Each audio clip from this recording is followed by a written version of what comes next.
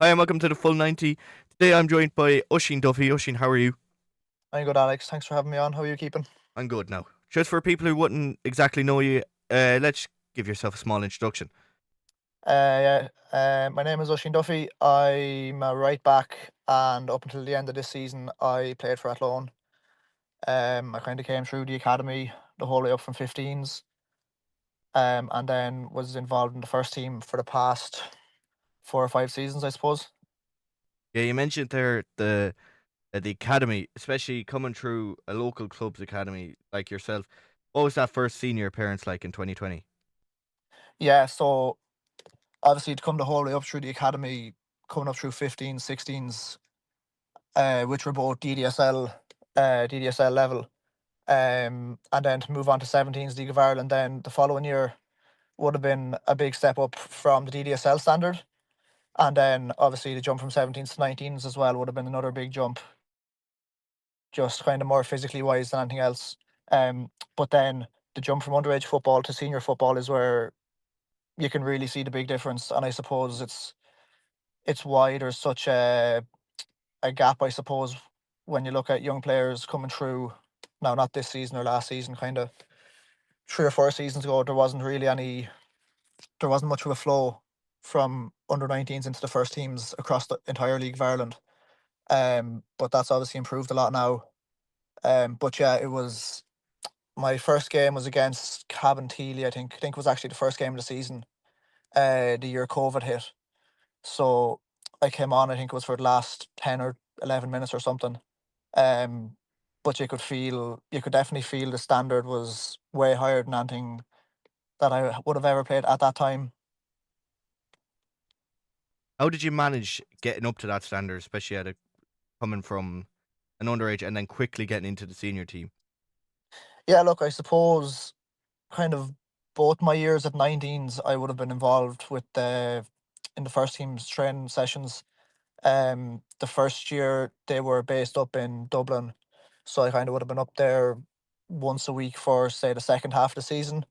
So I kind of would have had a little bit of an introduction then, and then my second year at 19s, I was kind of involved a little bit more within the first team. I kind of would have been.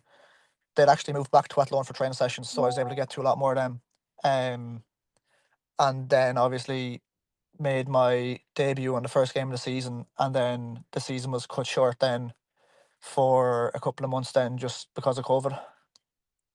You quickly became a starter in the team, especially eventually captain the side. How much pride did you feel when you were first given that armband? Yeah, look, it was brilliant. I suppose I wasn't really when I broke through out of the academy, I suppose I wouldn't have ever thought I would have went on to be the captain of the team or whatever. Um, but I kind of had a year. The first year I was in the first team was the COVID season. And I actually got injured just as the season was restarting, so I missed that whole season. And I suppose that was kind of I learned a lot during that phase, just because obviously I felt like I was missing out on a lot, and I didn't think I'd get this opportunity again. Um, but I just kind of kept at it, got the rehab done, all that sort of stuff. Came back in for the second season then, which the team at the time would have been unbelievable. We would have had the likes of Curtis Byrne, Derek Daly, James Duna, Killian Cantwell. Um, and I learned a lot that season as well, kind of learning things from all different players and how they go about doing things differently. But then the following season, to obviously, that's kind of when I broke on as a starter. And I think I played nearly every match that season, bar maybe one or two. Um, but obviously, I got handed the armband halfway through the season after Martin Russell had left the club. So obviously, when I got the armband for the first time, I was in a bit of shock, because I wasn't really expecting it. But it kind of just it was a real honor at the time. And then I kind of just the first game or two, I was still a little bit like, okay, it's very important. But then kind of the longer you have it, then you kind of just get used to it, and you just kind of get used to trying to be a bit of a leader around the dressing room, that sort of stuff. You mentioned there the likes of Curtis Byrne, the experience he has, and the players of his Sort. Much did that experience in the dressing room help you in your development? Oh yeah, it was absolutely crucial. Like I suppose back then Aidan Friel would have been playing right full ahead of me, um, and he got injured a couple of games into the season, and I would have been being thrown in then into his old position.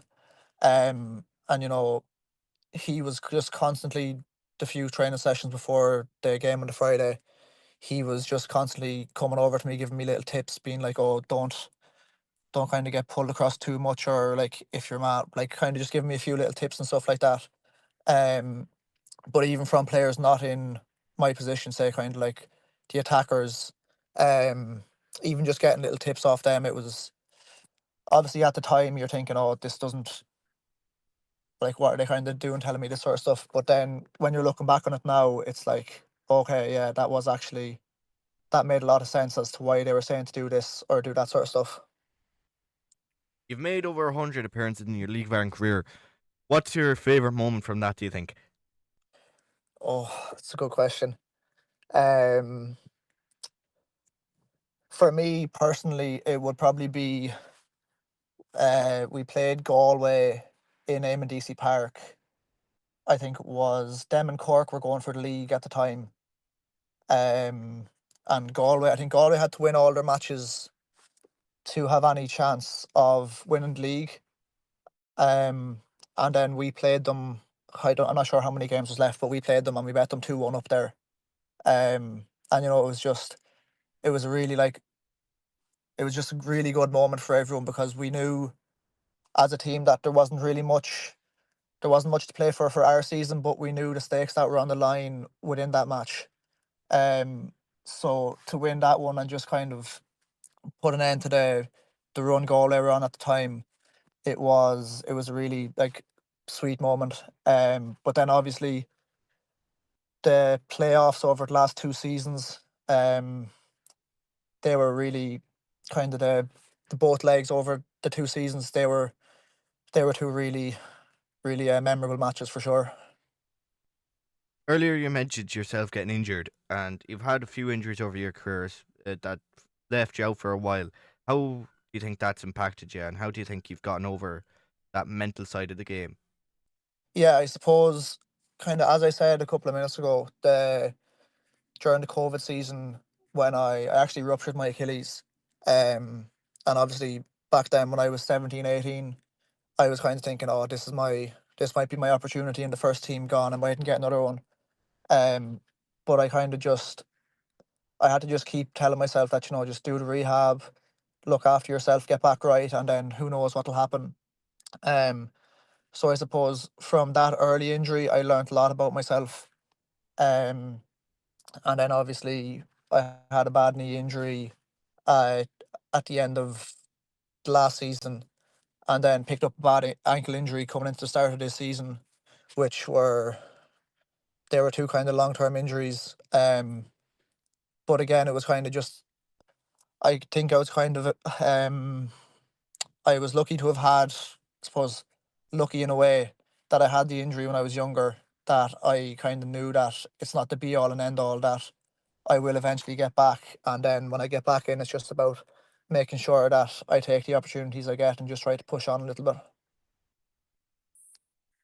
Now, this season's been a lot tougher, especially since not getting the playoffs. How that affect you and the dressing room overall? Like, Yeah, look, obviously, on a personal note, it was quite a poor season for me. Just coming back from injury at the start of the season, and then picking up another kind of 4 or 5 month injury, which had me out until after the break. So for me personally, it was a really bad season.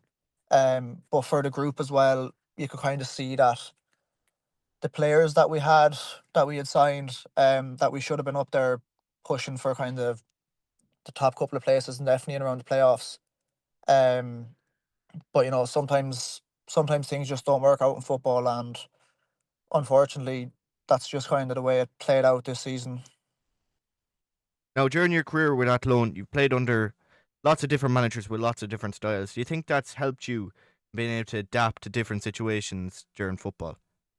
Yeah, no, absolutely. Um, obviously because you're learning so many different things from different managers, you can kind of pick and choose what you apply and when you choose to apply it. Um, and obviously all these different experiences, and then like the odd time you might come up against them then at a different team, and you're kind of going, okay, this is kind of what the way they might play. Um, so you kind of have an inkling as to how you might go about to counteract their plan. But it was kind of all the different managers. It is very it's very like interesting to learn how obviously we all play to try and win the game, but it's interesting to see how different people come with different approaches. Some kind of might rather more of a defensive approach and playing counter attacks, and then other managers want to kind of play more free flowing football and that sort of stuff. But yeah, no, it's I know people might say that it's a bad thing for playing under so many managers, but I definitely think that personally it was quite valuable to me. Now, since you came from an academy setup, especially from your local club, what do you think the League of Ireland as an academy system will look like in the next few years? Yeah, I think I kind of said it earlier where say when I was kind of coming through to the first team that there wasn't really too many players coming out of academies and moving on into first teams. But if you look at it now, it's nearly gone the opposite. Like most teams would have 3 or 4 academy players within their system. And if you even look at Bray, like Bray's team this season, there was a lot of kind of 17, 18, 19-year-old players in it, which I suppose it just shows that the quality within the league is there. Um, and obviously just the better quality coaches that we can get within the league, and the money in the recent budget that went towards the improvement of academies and clubs and funding and that sort of stuff. But I definitely do think over the next couple of years that the academies will keep on growing and growing, and it might even get to the stage where if the third tier does eventually start, that there might be an opportunity for say kind of B teams from Premier teams or First Division teams, um, that they could afford to go and play kind of like Shamrock Rovers B had during the COVID season, where they put out say an under 21s team or a 23s team.